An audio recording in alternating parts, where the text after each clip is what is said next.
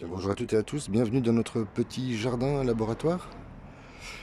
Bien après une période hivernale et neigeuse, en à peine 10 jours, le temps a très fortement changé. Je suppose que c'est pareil chez vous.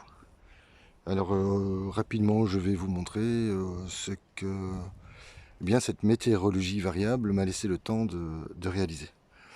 Alors j'ai eu l'occasion de récupérer un excellent BRF auprès de Bernard, que je remercie encore, et qui va me servir, enfin qui m'a déjà servi à la préparation, vous voyez que j'ai les mains un peu sales, à la préparation des nouveaux bacs à fraises, mais je vais vous les présenter tout de suite. J'ai également pu récupérer du compost gratuitement, et ça c'est bien utile pour ce jardin et pour la préparation des semis, mais également du bois auprès d'un inconnu.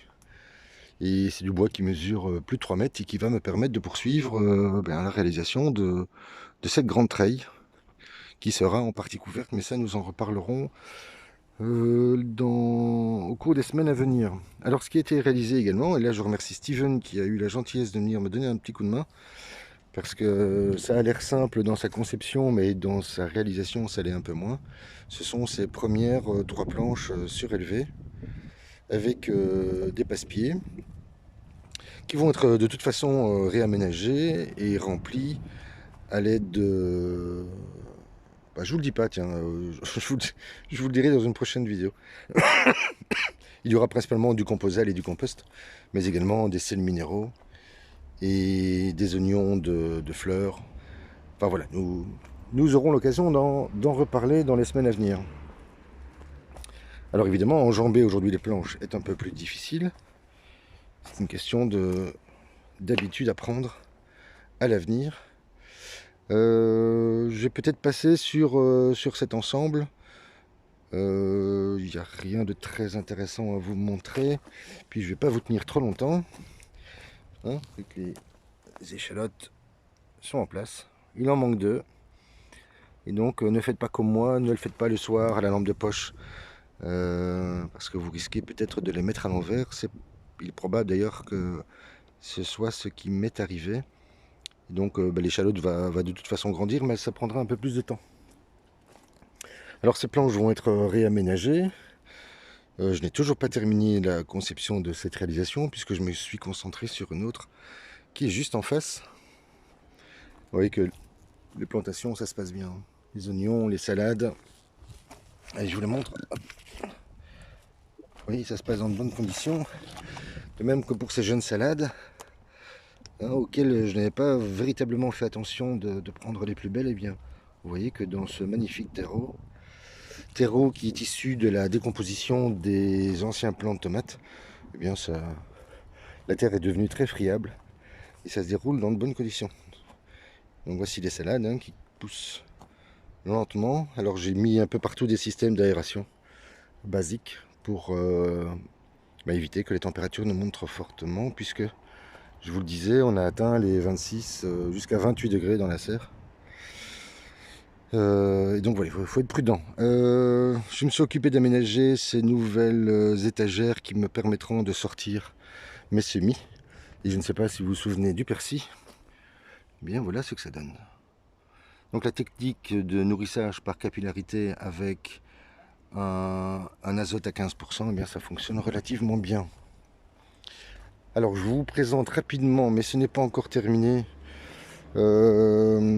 ces nouveaux bacs qui ont donc été posés sur un champ de palettes. Vous voyez qu'il me restera à refermer un de ces jours. J'y ai placé ces plaques qui m'avaient servi à réaliser la première grande butte bateau. Pas la première, pardon, la deuxième grande butte bateau. Et ce sont des plaques en inox, ce sont en fait d'anciennes étagères. Alors il me restera à les nettoyer au Karcher pour pouvoir qu'elles aient un meilleur effet. Et j'ai donc recouvert ces bacs avec un mélange de composal de coco. On ne voit rien évidemment. J'aurais dû prévoir la présentation vidéo. Alors on va faire comme ça. Et donc je vous disais, avec un mélange de coco, de composal et de et de compost. Je ne sais pas si on le voit bien. Voilà. J'ai placé du carton en dessous et également au-dessus pour garder un maximum d'humidité, puisque les températures montent ici en journée. Et donc l'idée c'est de faire trois grands bacs à fraises à l'avenir. Et dans celui du milieu, j'ai déjà réalisé un premier test avec des salades que j'ai repiqué il y a 2 jours. Alors, bon, je suis désolé, hein, la préparation n'est pas soignée, mais simplement pour vous montrer, voilà, qu'il est encore possible, malgré les températures fluctuantes, eh bien, d'obtenir un premier résultat satisfaisant. Et si tout va bien, nous pourrons déguster ces salades dans un mois. J'avais réalisé l'année dernière des salades en 28 jours. Eh bien, je crois que c'est encore possible de le faire aujourd'hui. Alors, je vous montre rapidement les semis peut-être, les semis de salade, de tomates. Puisque vous le savez, nous sommes dans la phase croissante de la Lune. Je ne sais pas si vous les devinez là-haut. Alors, juste au-dessus de cette pointe de pieux. Alors, faites pas attention, il y a un peu de désordre. Mais voilà ce que ça donne. Je suis en train de repiquer la variété Aquarius. C'est une de ces nombreuses variétés que je possède et que je n'ai pas fait l'année passée, que je me suis dit que cette année-ci, ce serait peut-être une bonne idée de les relancer. Donc voici, hein, vous vous souvenez que ces grands bacs qui m'ont été offerts par Dimitri, qui me permettent de présenter mon matériel et de le stocker, eh bien je veux dire que je suis assez satisfait. Mais je m'aperçois aussi que malgré les 12 mètres linéaires, eh bien, je n'ai déjà peut-être pas assez de place pour les prochaines. Alors je vais peut-être pas vous les citer toutes, hein, mais j'ai déjà mis de la physalis. Là c'est de la tomate heirloom, c'est la rouge de Crimée, de la steak, de la pyros, j'ai de la cœur de bœuf, de la tomate marmande, des tomates au jaune, de la tomate syrienne. Ça c'est une variété que j'apprécie particulièrement, donc j'en ai remis cette année. Tomate beefsteak, bien évidemment. Qu'est-ce que j'ai encore? De la tomate ananas.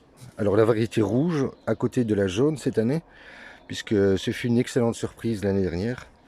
Les graines sont relativement difficiles à trouver, mais bon, il m'en restait de l'année dernière, donc j'ai décidé de réitérer l'expérience. Alors tiens, pour les néophytes, je vais vous montrer par exemple la différence entre... alors ceci, ce sont des piments, ceci, ce sont des aubergines, et ceci, ce sont des tomates cœur de bœuf. Vous voyez que c'est pas simple à les distinguer, hein, quand on n'a pas l'habitude. Même pour moi, c'est parfois un peu compliqué. Alors la tomate muse, hein, mais ça, nous en reparlerons. Tomate jaune ananas, j'ai encore de la cœur de bœuf, j'ai encore de la rouge de Crimée, j'ai les tomates cerises. Là-bas, j'ai les tomates russes. Alors là, j'ai fait un autre test directement placé dans des petits godets. Vous voyez que le résultat n'est pas très satisfaisant. Il vaut mieux, comme je le fais, travailler comme ceci. Alors je vais vous montrer. Ah bien non, je pourrais pas vous le montrer. Regardez ce qui se passe. Bon, alors je vais vous le montrer ici. Vous voyez, travailler comme ceci dans des barquettes comme celle-là. Et donc ils plantaient une vingtaine ou une trentaine de graines. Et puis lorsqu'elles ont cette couleur mauve ou violacée sur la tige, et lorsque les cotylédons sont déjà présents par 2, par 3 ou par 4, eh bien c'est le moment de les repiquer. Bon ben voilà ce qui arrive quand on ne prépare pas ces vidéos. Donc les tomates, je vous le disais, là j'ai des salades, j'ai un peu de tout. J'ai préparé des choux blancs géants, j'ai du poivron de Beijing, j'ai du laurier que j'ai placé, j'ai du raisin, j'ai de la prune, j'ai de la cerise, mais bon, les résultats ne sont pas encore tout à fait satisfaisants. Là, ce sont des tests avec des épinards en semi-direct. Et là, c'est du repiquage. Et je pense que le repiquage, en réalité, apporte un peu plus de satisfaction. À l'arrière, ici, j'ai de la salade grenobloise. À l'arrière, ce sont des choux de Bruxelles, oui, qui se portent, ma foi, bien. Sur votre gauche, vous avez de la salade qui a été repiquée. C'est de la reine de mai. Vous voyez que le résultat est satisfaisant. Par contre, à droite, en semi-direct, eh bien voilà ce qui se passe. toutes les levées n'ont pas lieu ou elles lèvent de manière très irrégulière. Donc il est quand même préférable, je pense, si on choisit de repiquer soi-même ses salades, et bien de travailler, comme je vous le montrais, dans les petits godets, comme ici pour les brocolis. Mais ceux-ci ont déjà filé, donc ça va être difficile de les repiquer. Donc il est plus facile de partir d'un petit contenant et de le repiquer ensuite dans des plaques alvéolées comme celle-ci, dans des multicellules. Alors pour les néophytes, je vous montre la différence entre les poireaux et les oignons. Savez-vous lesquels sont les oignons et lesquels sont des poireaux? Eh bien les poireaux sont ici à droite. Et vous voyez que c'est un peu confusant, hein. On pourrait bien évidemment se tromper en les observant. Et derrière j'ai du kale, le chou kale vert, hein, qui est un chou que j'apprécie particulièrement, qui est facile à cuisiner et qui peut atteindre une taille d'1,10 m, 1,40 m, comme ce fut le cas l'année dernière. Voilà, j'ai encore de la salade qui est là-bas. Ce sont l'ensemble, c'est une petite partie des semis. Alors j'ai retiré ceux qui étaient à l'étage, enfin pas tout à fait, pas tous là, ce sont des haricots. Et bien voilà, je poursuis mon travail puisque nous sommes en phase de lune montante et j'ai déjà pu observer que cette période était favorable à la bonne levée et à la bonne croissance des semis. Voilà, je vous laisse ici et je vous souhaite une excellente fin de journée et je vous dis à très vite.